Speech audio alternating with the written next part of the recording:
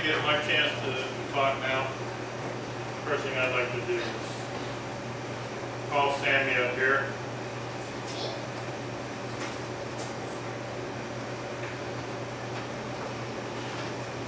This is probably the most important part of the meeting. Absolutely.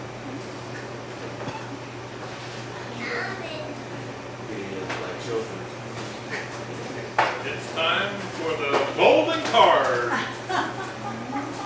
Shuffle it up and I'll pick it. Don't let me see it. Don't let me see it. We need a drum roll? Yeah, maybe. It better not have my name on it again. Oh, we put your name on all. Yeah, that's what I'm saying. Okay. She shuffled them. I'm looking out into space, even though there's space up there too. I'm going to take this one here. Casey Man, I Mail. knew that before. Come up here, Casey. All right. Man, I knew it. This is testimony time. Testimony time. And those of you who haven't had an opportunity to fill out a golden card, this is why you want to fill one out. Here. A little further You want me to leave? up stage. Had to give his testimony. Had his name on it. You're supposed to talk. I know, I was waiting for mom already. For those of you who do not know who I am, my name is Casey Nails, and this is my father, Bill. Little William. I'll give you a real quick testimony about me. I was born just like everybody else. It's like a precious little child. I was innocent, pure, in the day that I was created. But as I got older, I found that I had the decision to choose right or wrong on my own. And like everybody else, you know, I'd make bad choices, I'd be corrected for them. I guess when I got about 16, I really started having a lot of anger issues in my life. And rebellion took place in my heart. And I started wanting to do the things that I wanted to do regardless of the cost or the effect it had on other people. And it cost me my relationship with my father. It cost me the relationship I had or could have had with my youngest brother Brody. It cost me my relationship with my brother Jesse and my younger brother Trevor. By the time I was 17, I was doing drugs and just my mind wasn't focused on any of the things I had been raised in. My dad, we used to get together and go over doing a Bible study on Saturdays. So I knew the word of the Lord, I just cast it behind me. For whatever reasons, the anger I had in my heart, selfishness, pride, whatever, sin. So by 17, I moved out and was doing drugs, partying, having sex. And by 18, I was really confused in my mind, and I could just see where the devil had so much. Now, I would say now I can really see where the devil was really just had so much rule in my life. He was just dragging me every which way, wherever I wanted to go, just by my emotions. And I still, when I look at it to this day, I can still see that there was the Lord working in my heart. I knew I had conviction of sin and righteousness and judgment in my life. I just didn't care. I kept telling myself, oh, well, that's because I was taught that, or, you know, I didn't. It's not real. There's no God, you know. I started getting to the point where I didn't want to hear about God because I knew that I had that sin in my heart, and I didn't want to look at that sin. You know, I did whatever I could, whatever drugs I could to get rid of the feeling or take away God's voice. Then I found out a little drug called Oxycontin. And if you never want to have any feelings in your life, you should probably take that. And it'll take away your soul completely from you. And so I got addicted to pain pills probably by the age of 21. I was doing pain pills every day. or frequently, you know. Drinking. The girl I was with was pregnant and I was never home. I was working full time in a restaurant, managing a restaurant, but I was so far out of control. I was making good money, but I was spending it going out drinking, pain pills, partying with different women. And meanwhile, I have a pregnant girlfriend who I'm living with, and immorality and fornication back at my house. And just the sin in my life was so overwhelming. I got into doing tattoos for a while. One of my good friends is a tattoo artist, and she taught me how to tattoo. Started doing that for a while. My life really got out of control. With the drug use, just got really, really heavy.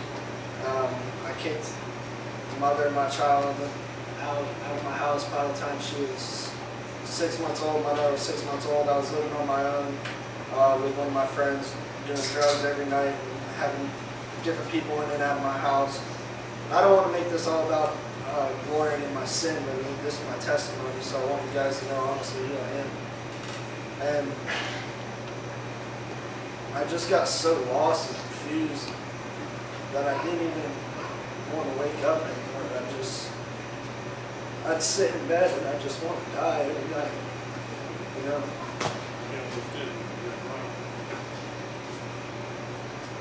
And there were a couple times where I know if it wasn't for the Lord that I would be dead.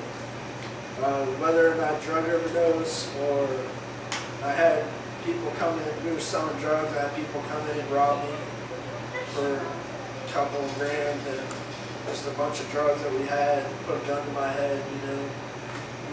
And I called out on the Lord, and here I am saying, you know, God, you're not real, I don't want anything to do with you. And when it comes down to it and I got a gun to the back of my head, he's the first person I call on. And I'm laying on the carpet in my apartment thinking this is how I'm going to die and I'm never going to watch my daughter grow up. And the Lord allows me to see another day, and what do I do with it? But I just go out and continue in my sin and depravity. And I was working at Applebee's in Inverness one night. I was doing a lot of pain pills just to get me out of bed in the morning, just so I could go to work. Because if I didn't have pain pills, I wouldn't get up. And for some reason, I had a bunch of cocaine on me that I was supposed to give to somebody. And I remember I had to have done 5 grams of coke. I don't even know how long, but I was really messed up.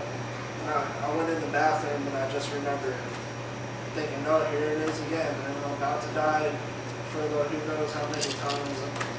And I'm calling out on God again. And somehow I made it to a hospital. And my parents were there and everybody was there. And we are thou. We got you there. yeah, well, they were there somehow, and so was I.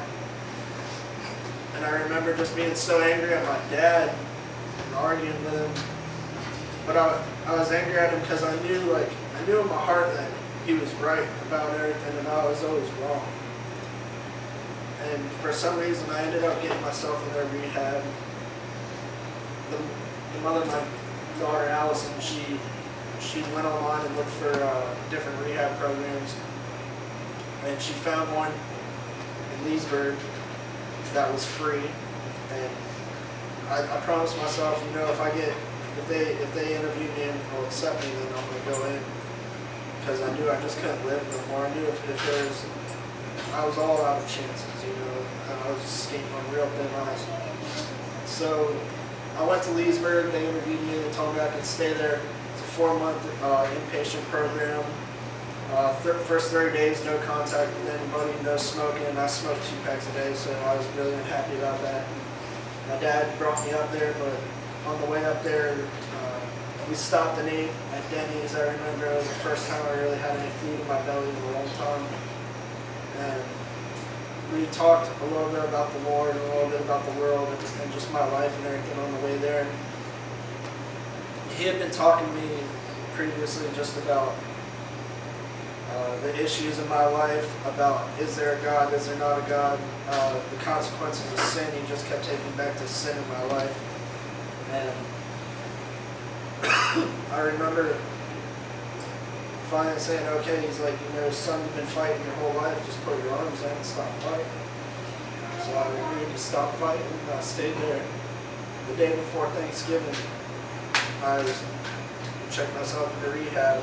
I spent Thanksgiving Day detoxing.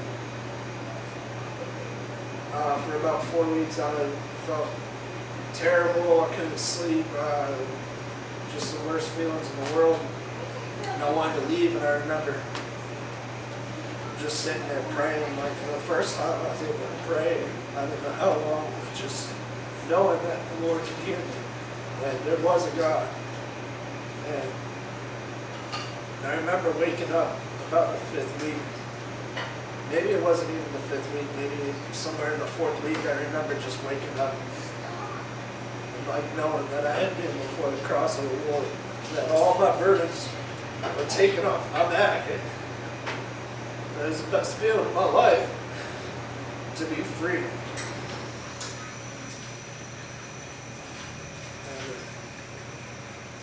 And I remember just really coming to a point where it didn't matter what it was, I just wanted to live for God. But we got out of rehab, I got hasty, I started casting the words of the Lord behind me. I thought I was able to stand on my own, that I was saved and nothing mattered. I stopped reading the Word of God, and I relapsed. And there's consequences in my life to this day for that will never go away. And it just reminds me of the words of Christ when he said that each of us are called to be the salt of the world. But if we lose our flavor and we're saltless, then we're good for nothing. We're to be thrown aside and trodden underfoot. And the Lord's just really put on my heart lately in my walk with Him that I don't want anything of this world. There's nothing of this world that brings me joy. There's nothing of this world that gives me peace. And the only peace that I have in my life is when I take my heart and put it in the Word of God and say, whatever, Lord, I don't want to have any reservations. There's many that are called. There's only few that are chosen. I've been called to be holy, for He is holy. Now, without holiness, no man will see God. It says, who shall ascend into the hill of the Lord? Those that have clean hands and a pure heart. And that's the heart that I want. I want my heart to be aligned with the heart of Christ. And I don't want anybody to stand in my way. I love my family, but I won't let anybody stand in my way. I want to take the banner of Christ and run with it. I'm not ashamed, because I know what Jesus Christ has done in my life. And I know what I do when I leave my life. And I don't want to crucify that old man. That's my testimony. Thanks for sharing.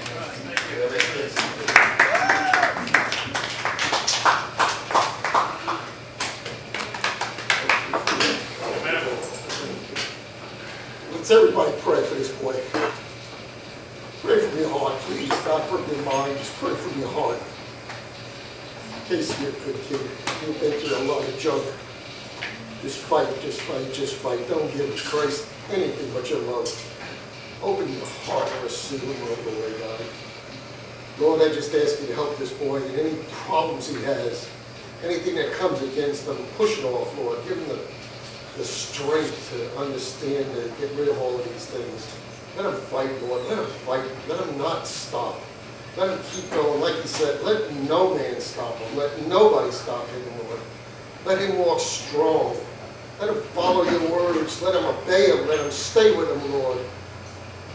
Lord, I just ask you to guide him and direct him in all of his endeavors that he does, Lord. That his walk with you will never end. That he'll walk through the gates of heaven and you'll say, well done, thy good faithful servant. enter into this place of love and cherished spot in your life. Lord, I just ask that for this boy. I just ask for it.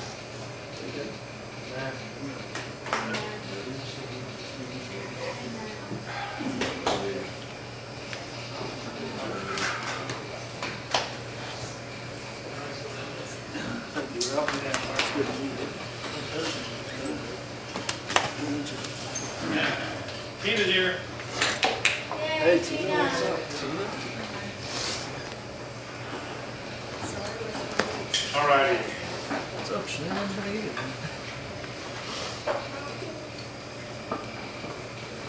Come and get the baby or something? Baby after? Okay. Oh, I'm sorry. I got my priorities wrong. Emma Grace is here.